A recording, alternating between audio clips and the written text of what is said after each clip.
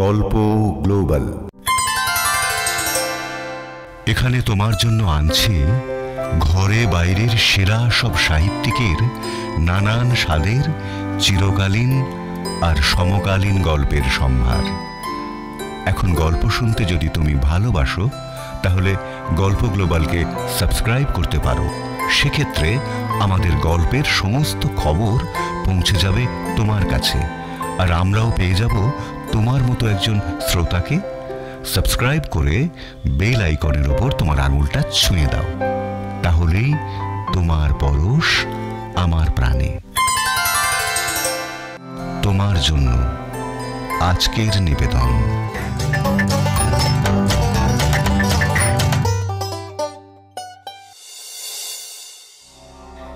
ঘুম পাড়ানি মাসি পিসি মোদের বাড়ি এসো। অশরীরী ছোঁয়া, রচনা ইভান গুপ্ত। খাট নাই পালং নাই আসন পেতে বসো। শব্দগ্রহণ অনুপ মুখোপাধ্যায়। আবহ সুকমল মুখার্জি। বাটা বড়া পান দেব গাল ভরে খেও। প্রযোজনা দীপঙ্কর চট্টোপাধ্যায়। আজকের গল্প অশরীরী ছোঁয়া। খোকার চোখে ঘুম নাই, ঘুম দিয়ে যেও।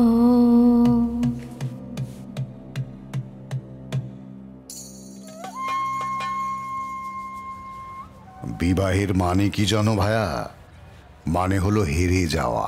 কালিদা, আপনি সবসময় হেয়ালি করেন। এই কালীচরণ বাণুজ্যে ইজ ডিপ ওয়েল, গভীর দ্বারা। সেই জল পান করো, স্নান করো। আমার অভিজ্ঞতায় নিজের জ্ঞান বাড়াও। বলছি বুঝে, চা খাবে তো? ওরে নিতাই, নতুন জল বসিয়ে একটু আদা চা কর দেখি বাবা।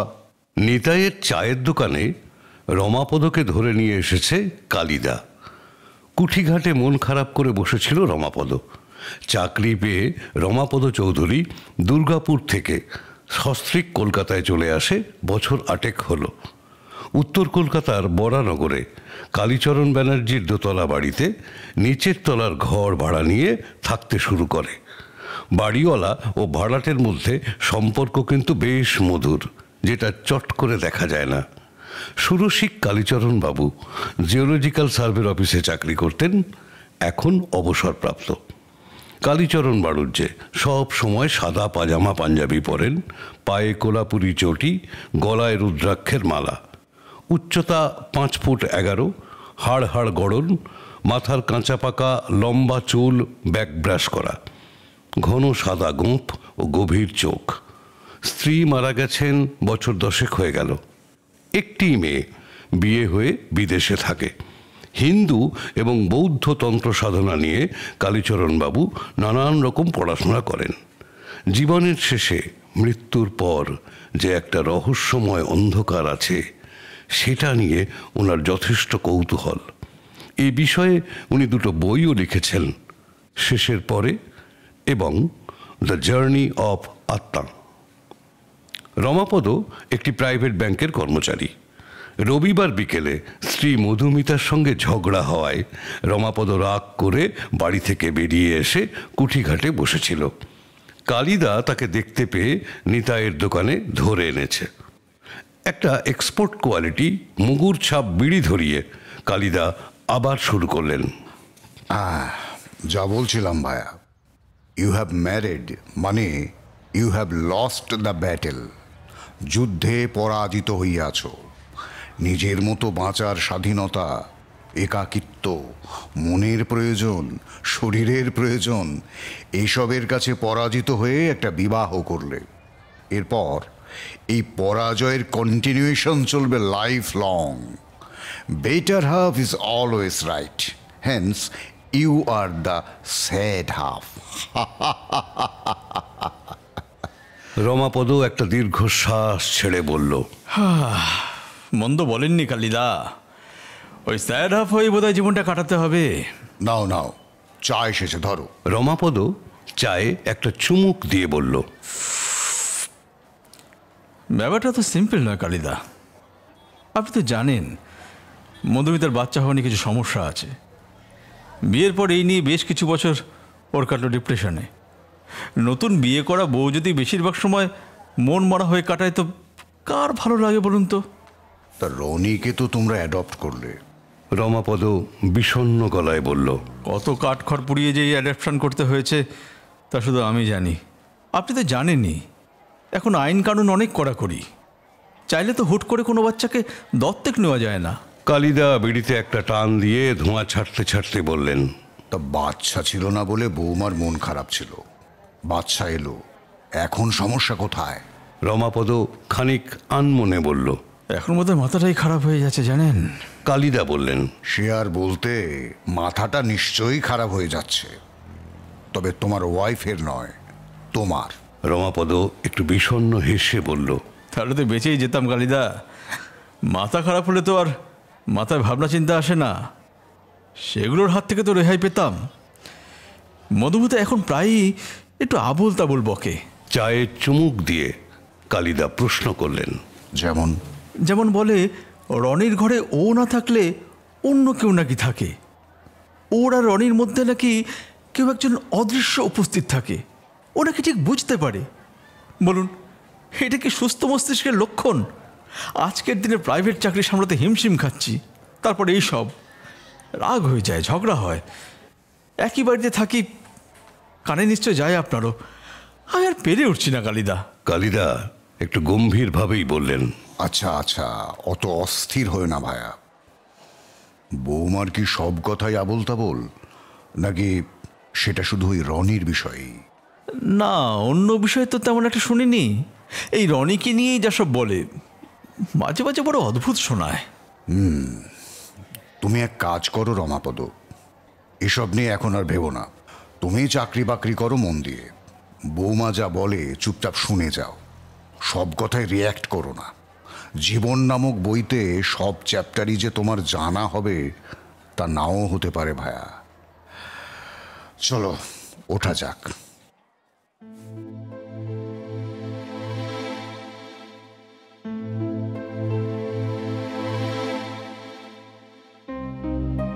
তোমার কি ধারণা আমি পাগল?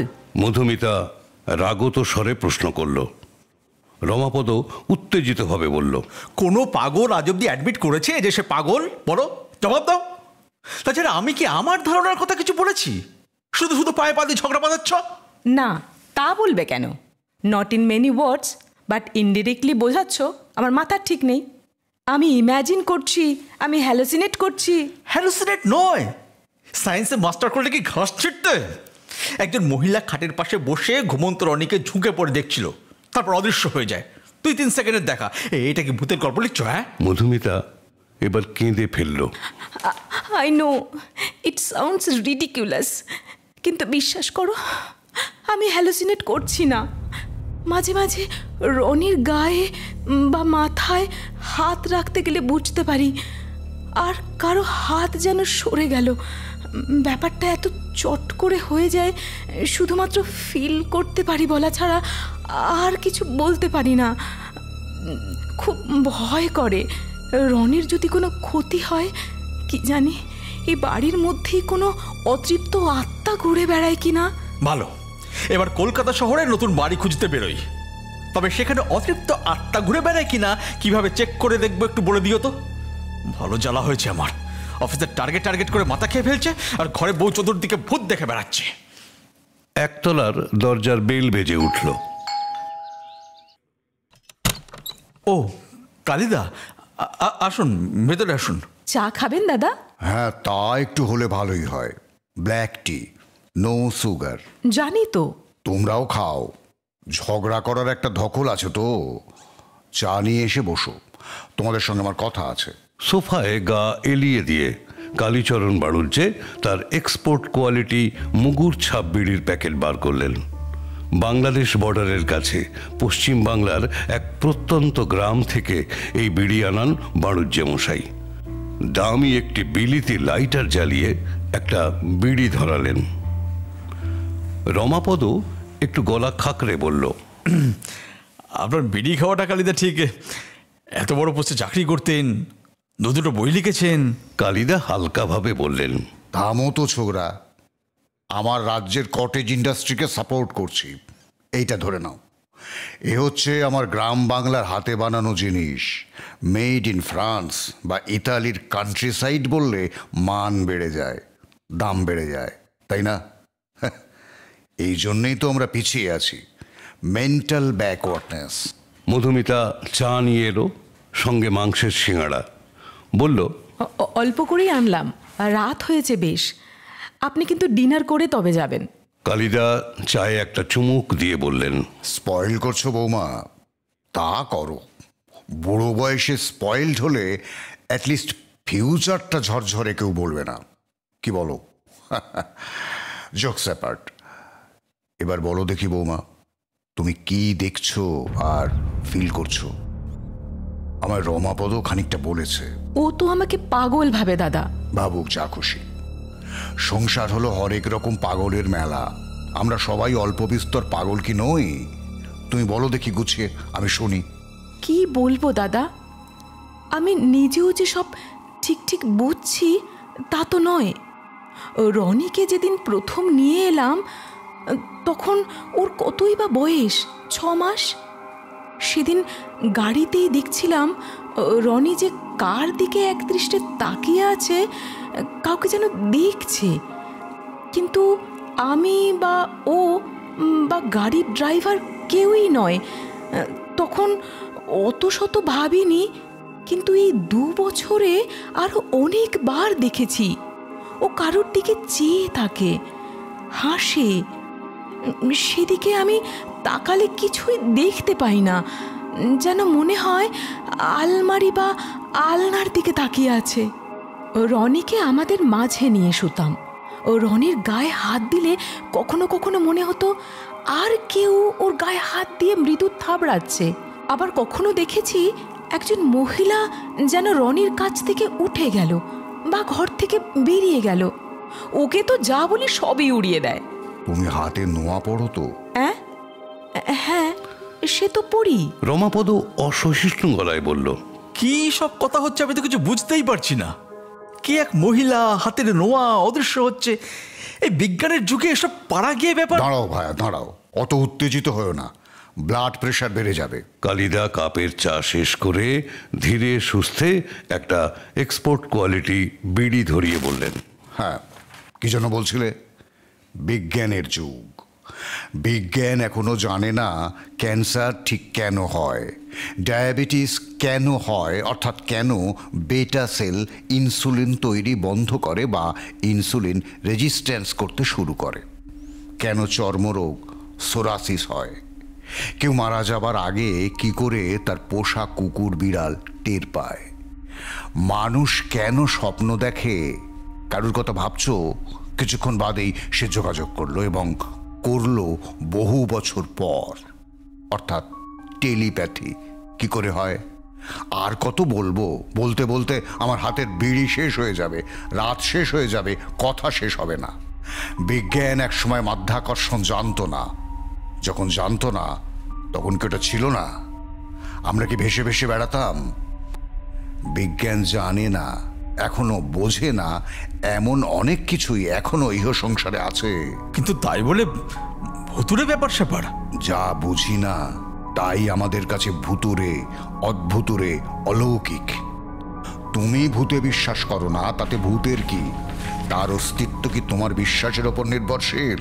রমাপদ বেশ মিইয়ে গেল। কালিদা, আপনি কথার মার প্যাচে আমায় কায়দা করছেন, কোনো প্রমাণ কিন্তু দিতে পারবেন না। কালিদা মাথা নাড়লেন। প্রমাণ খুঁজবো না, দেবও না। বৌদ্ধতন্ত্র বলে অবিশ্বাসের ডিঙি চেপে প্রমাণের মাছ ধরতে গেলে সে প্রমাণ শুধু মাছটাই দেখায়, নদী নদীর জল, জলে মাছের সংসার কিছুই বুঝতে দেয় না। তোমার চারদিকে বাতাস আছে, সেটা কি তোমার প্রমাণ লাগবে? তুমি অনুভব করো, তাই জানো, এবং সহজভাবে এই জানাকে তুমি মেনে নাও। আপনি ওর কথা ছাড়ুন তো দাদা। নোয়া নিয়ে কি বলছিলেন? কালিদা একটুক্ষণ চুপ থেকে বললেন, তুমি কিছুদিন একটু সাবধানে থেকো। লোহার ছোঁয়া যেন সবসময় শরীরে থাকে। আমি কাল একটা রক্ষা কবচ বানিয়ে দেব, সেটা গলায় পরে থাকবে। আর মনে হয় ভয়টা রনিকে নিয়ে নয়, ক্ষতির ভয়টা তোমাকে নিয়ে। কোনো দুষ্ট আত্মা ঘোরাফেরা করছে, সেটাই আমায় ভাবাচ্ছে। আমার চৌহদ্দির মধ্যে ঢোকে এত বড় স্পর্ধা কোন আত্মার হতে পারে? মধুমিতা উঠতে উঠতে বলল, আপনি বসুন দাদা, আমি যাই। রনিকে কিছু খাইয়ে আমাদের খাওয়ার তোড়জোড় দেখি। রাত বাড়ছে, আপনাকে সব বলতে পেরে একটু শান্তি পেলাম। যাও মা। তারপর রমাপদ ভায়া, কাল তো তোমার ছুটি, কালী পুজো তো। স্কুল ছুটি মানে ছিল আনন্দ, আর অফিস ছুটি মানে স্বস্তি।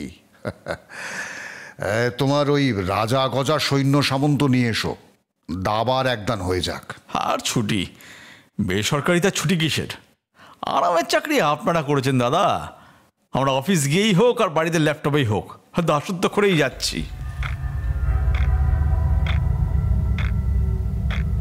সেই রাতেই একটা ঘটনা ঘটে। রাত তখন 3:20। অনেক দিনের পুরনো দেয়াল ঘড়ির চলার আওয়াজ স্পষ্ট শোনা যাচ্ছে। একটা পেঁচা ক্রি ক্রি ক্রি করে ডাকতে ডাকতে উড়ে গেল, এবং ঠিক তখনই মধুমিতার ঘুমটা ভেঙে গেল। কখন খেতে? মধুমিতা ধড়মড় করে উঠে বসলো। বড় খাটের আর এক পাশে রমাপদ, মাঝে রনি ঘুমোচ্ছে। কখন খেতে? আবার সেই কথা। বাইরে ল্যাম্পপোস্টের আলো জানলা দিয়ে তেরছা ভাবে ঘরে ঢোকে। অমাবস্যা হলেও একটু ঠাহর করলেই আবছা ভাবে ঘরের সব দেখা যায়। মধুমিতা চারিদিকে দেখে ঘরের কোথাও কাউকে দেখতে পেল না। কাঁপা গলায় বলল, কি কে কে আছে? দে দে, নইলে শেষ করে দেব। মধুমিতার বুকে দুম দুম করে যেন আওয়াজ হচ্ছে। মেরুদণ্ড দিয়ে নামছে শীতল স্রোত। গলা শুকিয়ে কাঠ। ঘুমন্ত স্বামীকে ডাকতে হবে, কিন্তু কিভাবে? এর মধ্যেই শুনতে পেল এক অপার্থিব নারী কণ্ঠের ভুতুড়ে কান্না।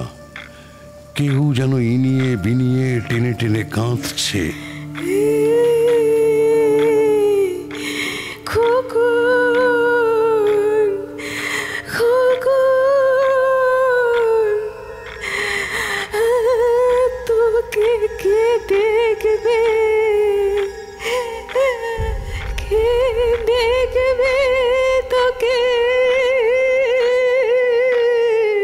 মধুমিতার ডান হাত আস্তে আস্তে রমাপদর দিকে এগিয়ে যায়, কিন্তু তার হাত কাছাকাছি রমাপদর কোমর স্পর্শ করার আগেই রমাপদর ঘুম ভেঙে যায়। মিতা, কে কাঁদছে? কোথায়? কি তুমি বসে আছো? কান্নাটা ততক্ষণে থেমে গেছে, কিন্তু এবার বোধহয় আশেপাশের কিছু বাড়িরও ঘুম ভাঙবে, কারণ পুরনো আমলের পেন্ডুলাম দেওয়া দেয়াল ঘড়িটা নিচে পড়ে চৌচির হলো। আধ ঘন্টা পরের কথা। ঘরে আলো জ্বলছে। কালীচরণ বাবু দেয়াল লাগোয়া টেবিল চেয়ারের চেয়ারটায় বসে আছেন। রমাপদ দরজার পাশে দাঁড়িয়ে। ঘুম ভেঙে কাঁদতে থাকা রনিকে শান্ত করে ঘুম পাড়িয়ে মধুমিতা তার পাশেই বসে আছে খাটে। ঘড়িটা কিভাবে পড়ল বোঝা যায়নি। দেয়ালের পেরেক ও ঘড়িতে ঝোলানোর হুক অটুট রয়েছে। মধুমিতার কাছে সব শুনে কালিদা মুখ নামিয়ে বসে আছেন, কিছু একটা ভাবছেন। আজ রমাপদও বেশ চুপচাপ। কান্নাটা শুনেই তার ঘুম ভেঙেছে, তাই এখন আর সব কিছু নস্যাৎ করা যায় না। কিছু পরে কালিদা মুখ তুলে জিজ্ঞাসা করলেন, রনিকে কোন অনাথ আশ্রম থেকে এনেছিলে তোমরা?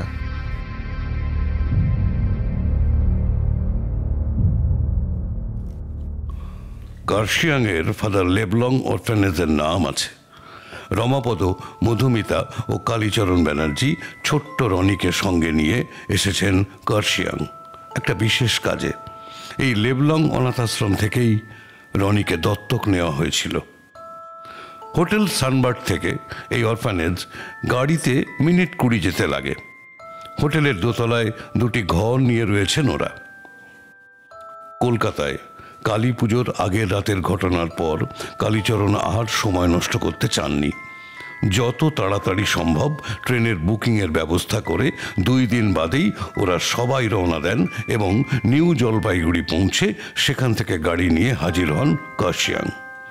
সেই দিনটা বিশ্রাম নিয়ে পরের দিন সকালেই অনাথ আশ্রমটিতে যাবার ব্যবস্থা করা হয়। কালীচরণের মতে রনির ইতিহাস একটু না জানলে কিছু করা যাবে না। কিভাবে ওই বাচ্চাটা অনাথ আশ্রমে এলো এটা জানা খুব জরুরি।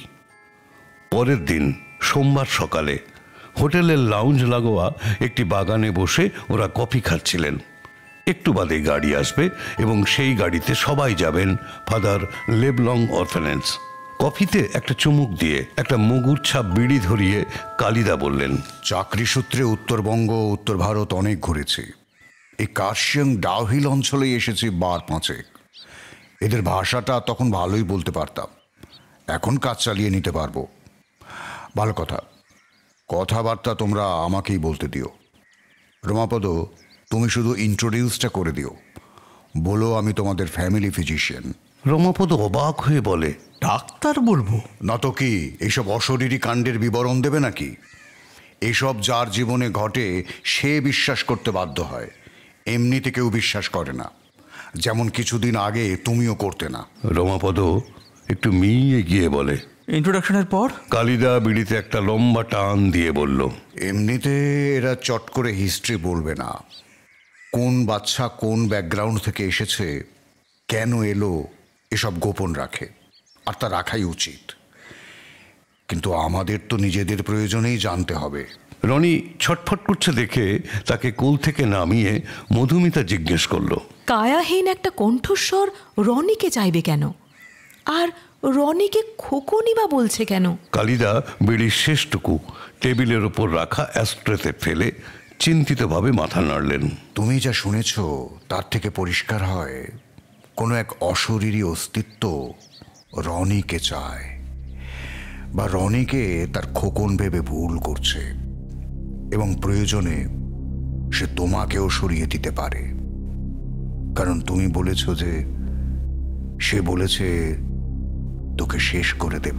দূরের ডাউহিল পাহাড়ের দিকে চেয়ে কালিদা বললেন, সংসার বড় অতল খাদ, বড় দুর্গম, তাই মায়ের নাম দুর্গা, দুর্গা নাম জপ করতে করতে যদি পথ বেরোনো যায়। কালিদা চেয়ার ছেড়ে উঠে দাঁড়িয়ে বসে থাকা মধুমিতার দিকে এগিয়ে গেলেন। ডান হাত মধুমিতার মাথায় রেখে গমগমে গলায় বগলামুখী মন্ত্র উচ্চারণ করলেন। ওম বগলা মুখে চ বিদ্মহে স্তম্ভিনেই চ ধীমহি তন্নো বগলা প্রচোদয়াৎ। মধুমিতা কালিদার দেওয়া গলার রক্ষা কবচ ডান হাতে ধরে বসেছিল। একটা অল্প বয়স্ক নেপালি ছেলে লবির দিক থেকে এগিয়ে এসে বলল, हजूर को गाड़ी आयो। হামিলাই আইম দেছা। বিখ্যাত ভিক্টোরিয়া স্কুল ছাড়িয়ে আরও খানিকটা এগিয়ে গেলে ডাউহিল জঙ্গলের কিনারায় ফাদার লেবলং অরফানেজ। চারিদিকে ভারী মনোরম প্রকৃতি। সব থেকে আশ্চর্যের হলো সকালবেলাতেই জঙ্গলের মধ্যে থেকে আসছে কানে তালা ধরিয়ে দেওয়ার মতো ঝিঁঝি পোকার ডাক, এবং সেই সাথে নানান রকম পাখির ডাক। কিন্তু এসব ভালো করে দেখার বা উপভোগ করার মতো মনের অবস্থা তিনজনের কারোরই নেই। শুধুমাত্র রনি চারিদিকের প্রকৃতি বেশ মন দিয়ে দেখছে। অরফানেজের সুপার আদিত্য হেনরি বিশ্বাসের সঙ্গে দেখা করার ব্যবস্থা রমাপদ ফোনেই করে রেখেছিল। ভদ্রলোক বাঙালি খ্রিশ্চান, রনিকে দত্তক নেবার সুবাদে আদিত্যবাবুর সঙ্গে পূর্ব পরিচয় রমাপদ ও মধুমিতার ছিলই। রনির ব্যাপারে জরুরি কথা বলার আছে, সাক্ষাতের প্রয়োজন, এই বলে অ্যাপয়েন্টমেন্ট করা হয়েছিল। কালিদাই বারণ করেছিলেন ফোনে এর চেয়ে বেশি ভেঙে বলতে। ওরা গাড়ি থেকে নামতেই একজন নেপালি মহিলা হাসি মুখে এগিয়ে আসেন ও ওদের সবাইকে অভ্যর্থনা করে ভেতরে নিয়ে গেলেন। ফাদার লেগব্লাউম ছিলেন ব্রিটিশ শাসনকালে ভারতে কর্মরত একজন সার্ভেয়ার। পরে উনি উত্তরবঙ্গের নানান অনুন্নত শ্রেণীর মানুষের সঙ্গে মেশেন, তাদের জন্য স্কুল, অনাথ আশ্রম, চিকিৎসা কেন্দ্র ইত্যাদি বানান।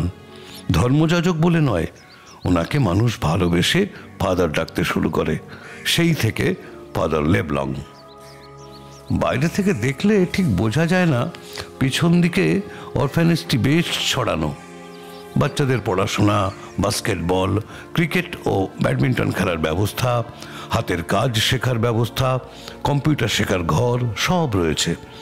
লম্বা করিডোর পেরিয়ে বেশ খানিকটা গেলে একপাশে অফিস। ভদ্রমহিলা অফিস ঘর অবধি পৌঁছে দিয়ে চলে গেলেন। সুপারের সাথে কালীচরণের আলাপ করিয়ে দিয়ে রমাপদ বলল, আমাদের ফ্যামিলি ডাক্তার ডক্টর কে ব্যানার্জি। সুপার আদিত্যবাবু সবাইকে বসতে বললেন। মধুমিতার দিকে চেয়ে হেসে বললেন, ছেলে কেমন আছে? কালিদা গলা খাঁকারি দিয়ে বললেন, হ্যাঁ, ওই ব্যাপারেই আশা। রনির কিছু শারীরিক সিমটম দেখা যাচ্ছে, যেটা একটা রেয়ার ডিজিজের হলেও হতে পারে। সেটা কনফার্ম করার জন্যে ওর আসল পরিবারের বাবা মায়ের সম্পর্কে একটু জানা দরকার। পুরো ফ্যামিলি মেডিকেল হিস্ট্রি না হলেও। সুপার মাথা নেড়ে বাধা দিলেন, very sorry to interrupt doctor Banerjee, but এটা একদম impossible. Source details, history background এসব কিচ্ছু বলা যায় না। খুব স্ট্রিক্ট পলিসি আছে। অফিসিয়ালি তো নয় বটেই, আনঅফিসিয়ালিও নয়। আদিত্য হেনরি বিশ্বাসবাবু, লুক অ্যাট মি। আপনি আমাকে বিলক্ষণ চেনেন, অনেক দিনের পরিচয়। আপনি আমাকে কালিদা ও তুমি করে সম্বোধন করেন।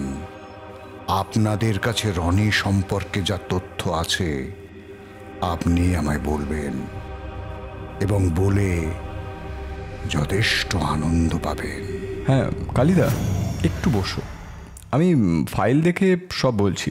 চেয়ার ছেড়ে উঠে পেছনের ফাইল ক্যাবিনেটের দিকে এগিয়ে গেলেন। কাণ্ড দেখে রমাপদ হাঁ হয়ে গেছে। মধুমিতাও যথেষ্ট হতভম্ব। তবুও রমাপদকে চোখের ইশারায় চুপ থাকতে বলল। একটা ফাইল নিয়ে টেবিলে ফিরে এসেছেন আদিত্য হেনরি বিশ্বাস। চেয়ারে বসতে বসতে বললেন, রনির মা গৌরী ছিল কার্সিয়াংয়ের আমাইরা চা বাগানের কর্মী, হিন্দু ও বাঙালি। কোনো একজন পুরুষের সঙ্গে তার ভালোবাসা হয়, বিয়েও হয়।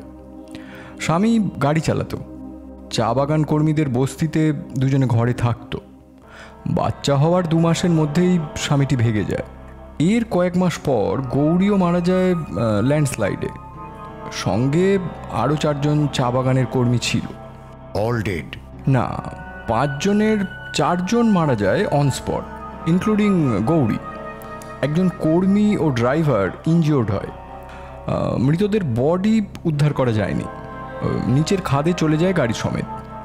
ঢালের গায়ে গাছ আর আগাছায় আটকে ড্রাইভার আর এক কর্মী রক্ষা পায়, কিন্তু হাসপাতালে ছিল অনেক দিন।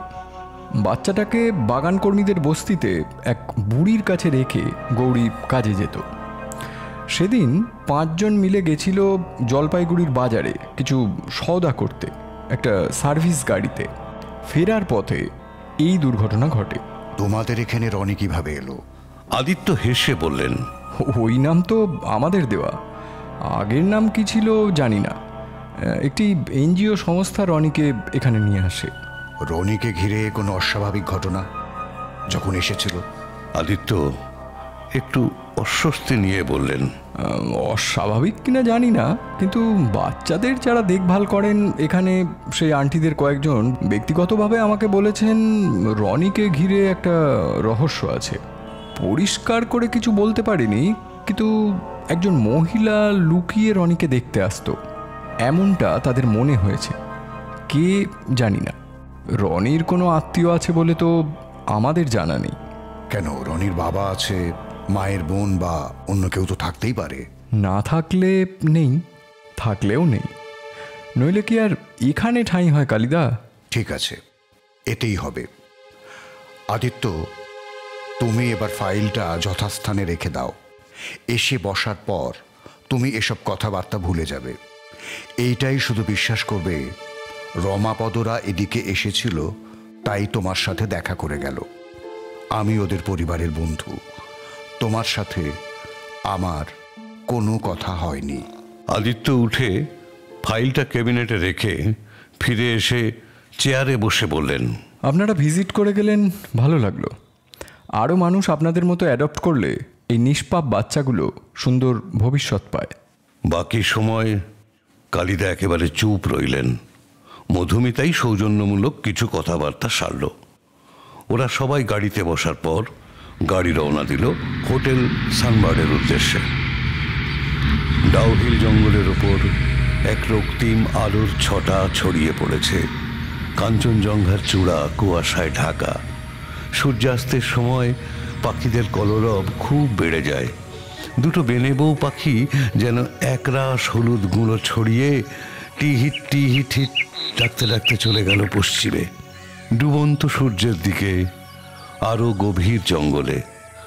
হোটেলের জানলা দিয়ে বাইরে দেখতে দেখতে মধুমিতা বেশ আনমনা হয়ে পড়েছিল। সম্বিত ফিরল স্বামীর কথায়। গাড়িতে তো স্পিকটি নট রইলেন কালিদা, এবার তো বলুন, আপনি আদিত্যবাবুকে হিপনোটাইজ করলেন তাই না? হোটেলে ফেরার পর সবাই খাওয়া দাওয়া স্নান বিশ্রামে ব্যস্ত ছিল। রনি ছাড়া ক্লান্ত সবাই। হুট করে কলকাতা থেকে এত দূরে ছুটে আসা, তারপর ট্রেন জার্নির একটা ধকল আছে। এই বিকেলে কালীচরণ এসেছেন রমাপদদের রুমে। চা আর চিকেন পকোড়া দিয়ে গেছে রুম সার্ভিস। রমাপদর কথায় কালিদা মাথা নেড়ে বললেন, হিপনোটাইজ নয়, একে বলে হিপনোটিক কনস্ট্রাক্ট। কাউকে হিপনোটাইজ করে কথায় লিড দিয়ে তার মনে তার বাস্তবটা বদলে দেওয়া। রমাপদ মাথা চুলকে বলল, এবার দাদা বাংলায় বলুন। কালিদা হেসে ফেললেন। খুব বজকট লাগছে। একটা মুগুর ছাপ বিড়ি ধরিয়ে বললেন, ধরো তোমার সামনে একটা বল আর কাগজ আছে। তুমি দেখছো ও বুঝছো সেটা বল। আমি তোমায় হিপনোটিক কনস্ট্রাক্ট করতে থাকলাম বিভিন্ন কথায় লিড করে। বললাম, তোমার সামনে একটা পেন আছে, সেইটা দিয়ে তুমি কাগজে নিজের নাম লেখো। তুমি বলটাকে পেন ভেবে সেইটা দিয়ে কাগজে লিখতে শুরু করলে। আমি বললাম, তুমি নিজের পদবি ভুল করে ঘোষ লিখেছ, কেটে চৌধুরী করো। তুমি দেখবে তুমি রমাপদ ঘোষ লিখেছ। এটাকেই বলে হিপনোটিক কনস্ট্রাক্ট। তোমার বাস্তবটা বদলে তোমায় একটা মিথ্যে কিছু দেওয়া, যেটা তোমার কাছে বাস্তব। তোমার অল্টারনেট রিয়েলিটি, যেটা আমি কনস্ট্রাক্ট করে দিচ্ছি। চায়ে একটা লম্বা চুমুক দিয়ে বললেন, কি বুঝলে? আমায় এবার করুন না। খেপেছ তুমি? এসব অনেক সাধনার ফল। শুধুমাত্র কাউকে বাঁচাতে বা বিপদ থেকে রক্ষা করতে ব্যবহার করতে হয়, মনে মনে গুরুর অনুমতি নিয়ে। এ কি ডেমনস্ট্রেট করার জিনিস? একটু থেমে আবার বললেন, নেহাত কোনো উপায় ছিল না, তাই করতে হলো। আদিত্যবাবু কিছুতেই কোনো তথ্য দিতেন না, শুধু শুধু সময় নষ্ট হতো। রনি খাটের ওপর বসে একটা খেলনা ফোন নিয়ে খেলা করছে। ফোনে নানান রকম আলো জ্বলছে, নিভছে, যান্ত্রিক আওয়াজ হচ্ছে। খাটের ধারে বসে থাকা মধুমিতা বলল, কেমন বিপদ দাদা? বৌমা, মন দিয়ে শোনো। তুমিও শোনো রমাপদ। বুঝতেই পারছো, জগতে তোমার বাস্তব ছাড়াও আরও একটা বাস্তব আছে। এই যে আমি বিড়ি খাচ্ছি, আমার ওপর আলো পড়ে প্রতিফলিত হয়ে তোমাদের চোখে যেমন দেখাচ্ছে, তোমরা তেমন দেখছো।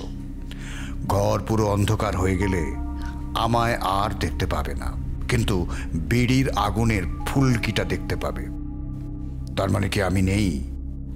শুধু দেখাটাই যদি বাস্তব হয়, তাহলে শুধু আলোই কেমন বাস্তবটাকে বদলে দেয় একবার ভেবে দেখো। যাই হোক, মূল বিষয়ে আসি।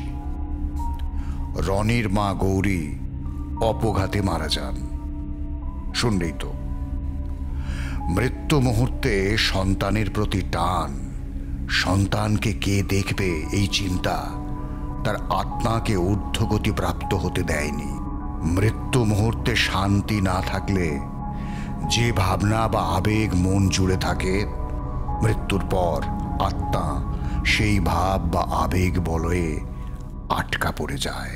রমাপদ বলে উঠল, কিন্তু কালিদা, আমরা তো রনিকে যথেষ্ট ভালোবাসি, ভালো রাখার চেষ্টা করি। কালিদা একটা দীর্ঘশ্বাস ফেলে বললেন, জানি ভায়া, কিন্তু গৌরী জানে না। জানলেও তার কিছু করার নেই। আত্মার মস্তিষ্ক থাকে না, বুদ্ধি বিবেচনা থাকে না, থাকে শুধু অনুভূতি, খুব প্রবল কিছু অনুভূতি। সে সন্তানের প্রতি তীব্র টানে আটকে আছে।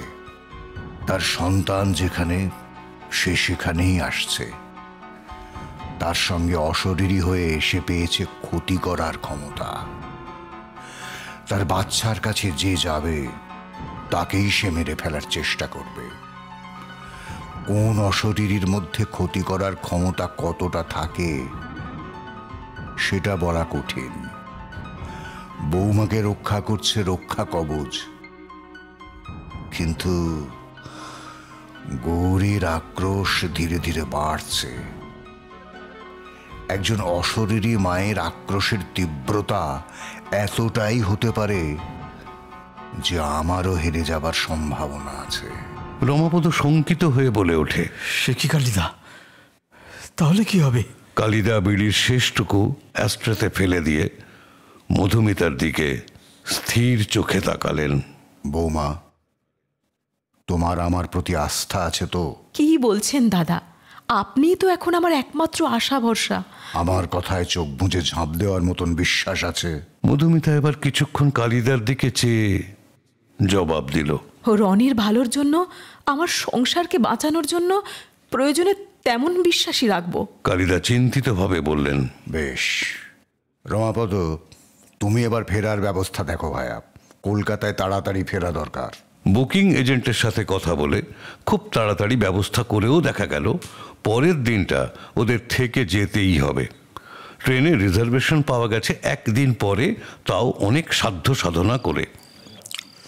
বলছিলাম কালিদা, সেই যখন কার্শিয়াং আমার আশাই হলো, পুরো একটা দিন যদি আরও থাকতেই হয়, হোটেলে বসে থাকবো শুধু শুধু। আগামীকাল গাড়ি করে একটু ঘুরে আসি, চলুন না। এজেন্টের কাছ থেকে বুকিং কনফার্মেশন পাওয়ার পর রমাপদ ডিনারের সময় কালিদাকে বলল হোটেলের ডাইনিংয়ে। মধুমিতা রনিকে খাইয়ে দিচ্ছিল। কালিদা ও মধুমিতা চোখাচোখি করল। কালিদা গম্ভীরভাবে বললেন, বেশ, তবে ড্রাইভার যেন ভালো হয়। আর আলো পড়ে আসার আগেই আমরা হোটেলে ফিরব। বৌমা, তুমি রনিকে সবসময় তোমার কোলেই রাখবে, কাজ ছাড়া করবে না। আমাদের মধ্যে এখন একমাত্র রনি সবচেয়ে নিরাপদ। সুতরাং ও যার কাছে থাকবে সেও নিরাপদ, কারণ সেই ব্যক্তির কোনো ক্ষতি করতে গেলে রনিরও অনিষ্ট হওয়ার সম্ভাবনা আছে। পরের দিন ব্রেকফাস্ট সেরে সবাই গাড়িতে চাপল। একটা দুধ সাদা সুইফট ডিজায়ার। ড্রাইভার একজন রোগা পাতলা চেহারার নেপালি ছেলে, নাম প্রেমা। রমাপদ ও মধুমিতা রনিকে নিয়ে পেছনে বসেছে, আর কালিদা বসেছেন ড্রাইভারের পাশে। কথা আছে প্রেমা ওদের কার্শিয়াংয়ের আশেপাশে দ্রষ্টব্য কিছু জায়গায় নিয়ে যাবে। যদিও ওদের অনেক কিছুই আগে দেখা, তবুও পাহাড়ি রাস্তা ধরে সেসব জায়গায় আরও একবার যাওয়া বেশ দারুণ অভিজ্ঞতা। গিড্ডা পাহাড়, ইগলস ক্রেগ, আমাইরা চা বাগান দেখে ওরা চিমনি গ্রামে ঢুকছে তখন বেলা গড়িয়ে 1:30-2। রনি মধুমিতার কোলে দাঁড়িয়ে পেছনের কাঁচ দিয়ে ফেলে আসা রাস্তা দেখছে। মাঝে মাঝে কচি আঙুল দিয়ে সে রাস্তার দিকে দেখাচ্ছে, মুখ দিয়ে মাঝে মাঝে আওয়াজ করছে। মধুমিতা দুবার ঘাড় ঘুরিয়ে পেছন দিকে দেখল, অস্বাভাবিক কিছুই দেখতে পেল না। এই রাস্তা ধরে গেলে শিটং চলে যাওয়া যায়। চিমনি গাঁও তার কুয়াশার জন্য বিখ্যাত। থেকে থেকেই এমন কুয়াশা হয়ে যায় যে কিচ্ছু দেখা যায় না। রোদ ঝলমলে দিন, পাহাড়ি রাস্তা ধরে গাড়ি চলেছে আরো উপরে চিমনি ফরেস্টের উদ্দেশ্যে। রাস্তার একদিকে পাহাড়ের গা, আর একদিকে খাদ ও জঙ্গল। সামনের রাস্তার বেশ কিছুটা দূরে দেখা যাচ্ছে কুয়াশা নামছে। কেউ বুঝতে পারেনি সামনের নয়, ওপর থেকে কুয়াশা নেমে হঠাৎ করেই গাড়িটাকে ঘিরে ফেলবে। ঠান্ডার জন্য সবকটা জানলার কাঁচ তোলা ছিল, তার মধ্যে থেকে শুধুই নিশ্ছিদ্র ঘন কুয়াশা দেখা যাচ্ছে। ড্রাইভার প্রেমা বলল, ওহির হলে সবেলাই ঘিরে গেছো। দেশবাচি কার রুকনু হোস। কুয়াশা সব ঘিরে ফেলেছে বলায় কালিদা প্রেমাকে বলল গাড়ি থামাতে। কিন্তু গাড়ি আন্দাজে রাস্তার একপাশে করতে গিয়ে প্রেমা বুঝল গাড়ির স্টিয়ারিং প্যাঁচ কেটে গেছে, কাজ করছে না। গিয়ার 1 নম্বরে ফেলে ক্ল্যাচ চেপে প্রেমা হ্যান্ড ব্রেক টানল। গাড়ি দাঁড়িয়ে পড়ল, কিন্তু রাস্তার ঠিক কোন জায়গায় দাঁড়ালো বোঝার উপায় নেই। সামনে পেছনে পাশে শুধুই ঘন কুয়াশা। গাড়ি থেকে কেউ নামবার চেষ্টা করো না। বৌমা, তুমি রনিকে ভালো করে ধরে থাকো, আর ভয় পেও না। মধুমিতা রনিকে বুকে চেপে চোখ বুজেছিল। তার মনের মধ্যে এক ভয়ঙ্কর শীতল খসখসে কণ্ঠস্বর বলে উঠল, খোকনকে দে,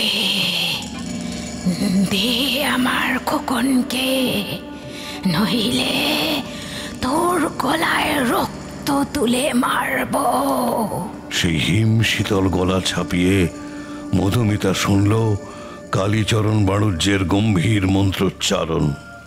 ওম কত্তায়নায় বিদ্মহে কন্যাকুমারী ধীমহি তন্নো দুর্গী প্রচোদয়াৎ। কুয়াশা ধীরে ধীরে কেটে যাচ্ছে। এবার বোঝা গেল রাস্তার একেবারে ধারে না হলেও প্রেমা মোটামুটি পাহাড়ের গা ঘেঁষেই ব্রেক কষেছিল। গাড়ি স্টিয়ারিং আর ফলস ঘুরছে না, ঠিকঠাক কাজ করছে। কালিদা প্রেমাকে বললেন আর বেরিয়ে কাজ নেই, গাড়ি ঘুরিয়ে হোটেলে ফিরতে, এবং খুব সাবধানে। রমাপদ ভ্রু কুঁচকে গম্ভীর হয়ে বসে আছে। মধুমিতার মুখ ভয়ে কাগজের মতো সাদা হয়ে গেছে। একমাত্র মজায় আছে রনি। সে মধুমিতার কোল থেকে জানলা দিয়ে রাস্তা দেখছে, পাহাড়ি রাস্তা। সে কি বুঝতে পারছে এই পাহাড়ি অঞ্চলেই তার জন্ম? তুমি কি জানো কার্শিয়াংয়ের ডাউহিল অঞ্চল ভূতের জন্য বিখ্যাত? ইন্টারনেটে দেখে নাও, বিশ্বাস না হলে। মধুমিতা ঝাঁঝিয়ে বলল, ঠিক কি বলতে চাইছো বলো তো তুমি? ওরা হোটেলে ফিরে এসেছে। কালিদা আধ ঘন্টা বিশ্রাম নিতে গেছেন নিজের ঘরে। ঠিক হয়েছে এত বেলায় আর লাঞ্চ করা হবে না, একটু পরে কফি, মোমো আর চাউমিন খাওয়া হবে। খাটে বসে মধুমিতা রনিকে চামচে করে দুধ ভাত খাওয়াচ্ছে।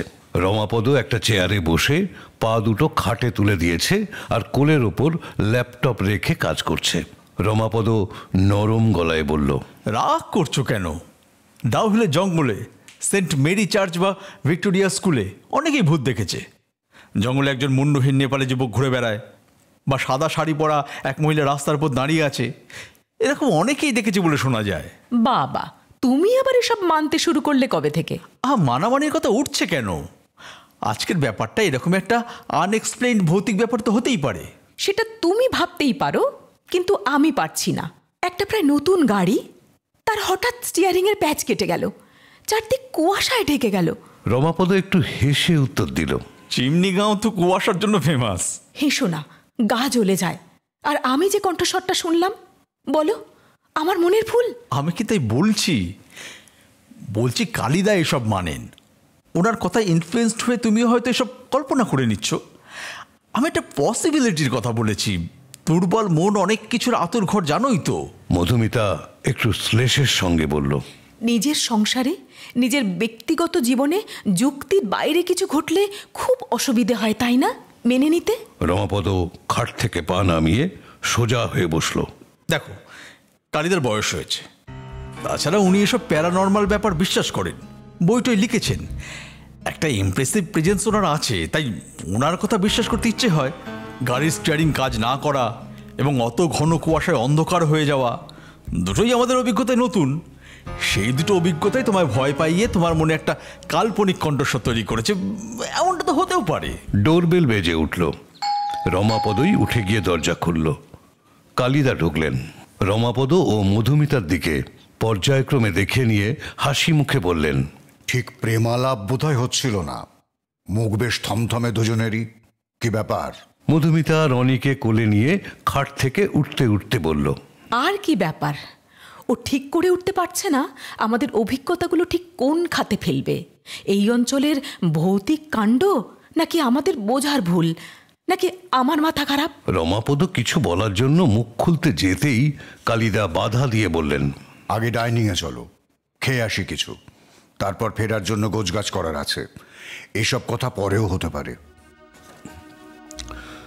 কলকাতায় ফিরেই রমাপদকে আগে অফিস ছুটতে হলো। বেশ কিছু কাজ জমে আছে। কালিদা ব্যস্ত হয়ে পড়লেন কিছু বই নিয়ে, সবই তন্ত্রমন্ত্রের বই। ওনাকে দেখলেই বোঝা যায় নানান বই ঘেঁটে উনি কোনো একটা প্রশ্নের উত্তর খুঁজছেন। এইভাবে দুদিন কেটে গেল। তারপর এলো শুক্রবার রাত। কালিদা মধুমিতাকে জিজ্ঞেস করলেন, বৌমা, কার্শিয়াংয়ের হোটেলে আমার উপর বিশ্বাস রাখার ব্যাপারে যা বলেছিলে মনে আছে তো? মধুমিতা ঘাড় কাত করে হ্যাঁ বলল। বেশ, কাল তোমার পরীক্ষা। কাল শনিবার ঠিক মধ্যরাতে আমরা যজ্ঞে বসবো। রমাপদকে বলো তোমাদের বসবার ঘরটা আসবাব ইত্যাদি সরিয়ে যেন ফাঁকা করে রাখে। মধুমিতা ভয়ে ভয়ে জিজ্ঞাসা করল, দাদা, যদি পরীক্ষায় হেরে যাই? কালিদা স্থির চোখে মধুমিতাকে দেখতে দেখতে বললেন, মধুমিতা ও গৌরী, দুই মায়ের লড়াই। কায়া ও কায়াহীন মা। সন্তানের প্রতি মায়ের আবেগের যে ঝড়, তাতে অনেক বড় বড় শক্তি উড়ে গেছে বৌমা। কিন্তু এক্ষেত্রে তো দুটো ঝড় একে অপরের সঙ্গে যুঝবে। তোমার প্রাণ সংশয় হতে পারে। আর কিছু আমি নিজেও জানি না। শোনো বৌমা, কাল সারাদিন নিরামিষ খাবে, সহবাস থেকে বিরত থাকবে, পোশাক, দেহ ও মনে সূচি রাখবে। আমি শতচণ্ডী যজ্ঞ করব, মার্কণ্ডেয় পুরাণের উল্লেখ আছে। আমি অবশ্য ছোট করেই করব, এবং আমি ঠিক যা যা বলবো সেই মতো সব করবে। রমাপদকে খুব ভালো করে বুঝিয়ে দিও, নিজেও বুঝে নিও। শনিবার মধ্যরাত থেকে শুরু হয়ে গেছে শতচণ্ডী যজ্ঞ। কালীচরণ বাণুজ্যে খালি গায়ে নতুন ধুতি পরে ফাঁকা বসবার ঘরে যজ্ঞ করছেন। হোমের অগ্নিতে ঘি দিচ্ছেন, মন্ত্র পড়ছেন। কালিদার টান টান মেদহীন শরীরে তার ধপধপে পইতে নজর কাটছে। ঘণ্টাখানেকের ওপর হয়ে গেছে। ঘরের একপাশে কালিদার সামনে একটি আসনে মধুমিতা বসে আছে। কালিদার পেছনে দাঁড়িয়ে আছে রমাপদ, রনিকে কোলে নিয়ে। কালিদা এবার আসন ছেড়ে উঠলেন। এগিয়ে গিয়ে সামনের মেঝেতে একটা গোল বৃত্তের মতো করে কি একটা তরল ঢেলে দিলেন এবং বললেন, রমাপদ, রনিকে আমার কাছে দাও। কালিদা কোলে নিতেই রনি কেঁদে উঠল। আসলে তার ঘুম পেয়েছে, তার উপর ঘরে যজ্ঞের ধোঁয়ায় তার কষ্ট হচ্ছে। রনিকে কালিদা ঠিক বৃত্তের মধ্যিখানে বসিয়ে দিলেন। হাতে একটা জ্বলন্ত প্রদীপ নিয়ে বললেন, ওম অগ্নয়ে স্বাহা ইদং অগ্নয়ে নমঃ। ওম সোময়ে স্বাহা ইদং সোময়ে নমঃ।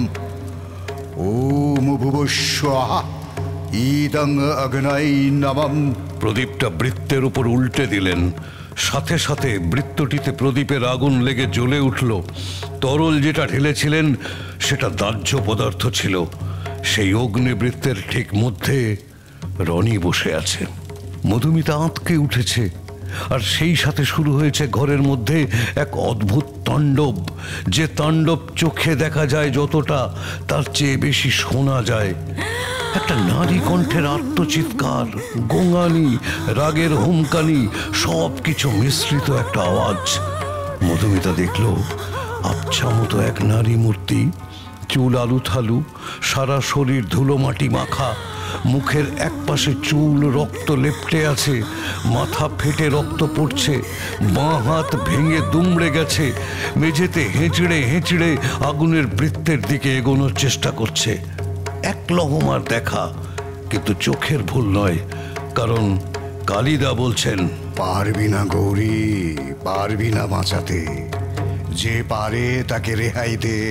এই বলে মধুমিতার হাতে এক টুকরো চট দিয়ে বললেন, যাও মা, রনিকে তুলে নাও। শুধু বলার অপেক্ষা মধুমিতা ছুটে গিয়ে বৃত্তের একদিকে আগুন চট থাবড়ে বুঝিয়ে দিয়ে রনিকে কোলে তুলে বৃত্ত থেকে বেরিয়ে এলো। সত্যি ভয় পেয়ে গিয়েছিল সে। এবার রনিকে জড়িয়ে ধরে হাউ হাউ করে কেঁদে উঠল। কানে এলো কালিদার কথা, চলে যা গৌরী, তোর দেহ আর নেই, তোর খোকনকে তুই ছুঁতেও পারবি না, বিপদে বাঁচাবি কি করে? যা, চলে যা, শান্তি পা, তোর খোকন ভালো থাকবে। যা মা, এই বুড়োর কথাটা শোন, ওদের তিনজনকে আশীর্বাদ করে যা। এবার আর একা মধুমিতা নয়, ওরা সবাই দেখল একটি নারী সব মেঝেতে শায়িত, একটা সাদা কাপড়ে ঢাকা রয়েছে। কয়েক সেকেন্ডের দেখা, কিন্তু গৌরী বা অন্য কারোর বডি তো উদ্ধার করা যায়নি। সেই রাতের পর মাস 5 কেটে গিয়েছে। গৌরীর আত্মার শান্তি কামনায় অপঘাতে মৃত্যুর শ্রাদ্ধ অনুষ্ঠান করা হয়েছে। না, মধুমিতা আর কারুর উপস্থিতি বোধ করেনি। অনেকদিন পর যেন তার সংসারে রোদ ঝলমল করছে। এপ্রিল মাসের 9 তারিখ। দিনটি গুরুত্বপূর্ণ, কারণ এই দিনটিকেই রনির জন্মদিন বলেও ধরা হয়। অনাথ বাচ্চাদের ক্ষেত্রে জন্ম তারিখ না পাওয়া গেলে কিছু খোঁজ খবর করে হোমই একটা তারিখ ঠিক করে দেয়। রনি মেঝেতে থেবড়ে বসে একটা রেলগাড়ি নিয়ে খেলছে। আরো অনেক গিফট সে পেয়েছে, কিন্তু এইটা তার ভালো লেগেছে। বাবা দিয়েছে গোল লাইন পাতা, তার উপর দম দেওয়া রেলগাড়ি, চলবে কু ঝিকঝিক, দেখতে অবিকল সত্যি রেলগাড়ির মতন। ঘরের বাইরের চওড়া বারান্দায় কালিদা, মধুমিতা ও রমাপদ বসে কথা বলছে। একটু বাদেই অর্ডার দেওয়া বার্থডে কেক আসবে, তারপর ছোট্ট রনি কেক কাটবে। এই যে ধরো ডগ হুইসল, আমরা শুনতে পাই না, কিন্তু সেটা বাজলে কুকুর ঠিক শুনতে পায়, বা ভূমিকম্প হবার আগে পিঁপড়েরা টের পায়। রাতে বাদুড় বা পেঁচা যা দেখতে পায়, আমাদের তেমনভাবে দেখতে গেলে ইনফ্রারেড ভিশন প্রযুক্তির সাহায্য নিতে হবে। আমার পয়েন্টটা হচ্ছে, মানুষ অনেক কিছুই পারে না, সে অনেক কিছু শুনতে পায় না, দেখতে পায় না, কিন্তু তার মানেই যে সেসবের অস্তিত্ব নেই, এটা কি বলা যায়? নিজের অনুভূতির স্তরকে যদি খুব ধারালো করতে পারো, বা সাময়িকভাবে যদি ধারালো করা যায়, তাহলে অনেক কিছুই শুনতে বা দেখতে বা বুঝতে পারবে। রনি এখনো তার রেলগাড়ি নিয়ে খেলছে। দম দেওয়া রেলগাড়ি দম ফুরিয়ে আস্তে আস্তে থেমে গেল, কিন্তু সেটা হাতে তুলে রনি দম দেবার আগেই আবার নিজে থেকে চলতে শুরু করলো, যেন নতুন করে দম দেওয়া হয়েছে। কে দিল? রনি চলন্ত রেলগাড়ির দিকে আঙুল দেখিয়ে বারান্দার দিকে তাকিয়ে বলল, বারান্দা থেকেই মধুমিতা মুখ বাড়িয়ে রনিকে দেখে হেসে বলল, হ্যাঁ বাবু, কি সুন্দর তাই না? খেলো তুমি।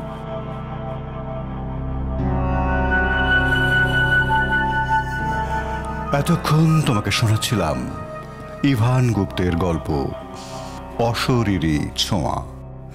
বিভিন্ন চরিত্রের সংলাপগুলো যারা বলল, গৌরীর আত্মা ও মধুমিতা সঙ্গীতা, রনি বিন্নি, নেপালি ছেলে পিঙ্গল, রমাপদ অপু, অরফ্যানেজের সুপার অনুপ। গল্প পাঠে সঞ্জয় চট্টোপাধ্যায় এবং কালিদার সংলাপগুলো বললাম আমি দীপঙ্কর। তোমার সঙ্গে আবার দেখা হবে নতুন গল্প নিয়ে। আজ এই পর্যন্ত। ও হ্যাঁ, শুনতে ভালো লেগে থাকলে লাইক দিও, শেয়ার করো, আর মতামত জানালে তো আমি খুবই খুশি হব। টাটা।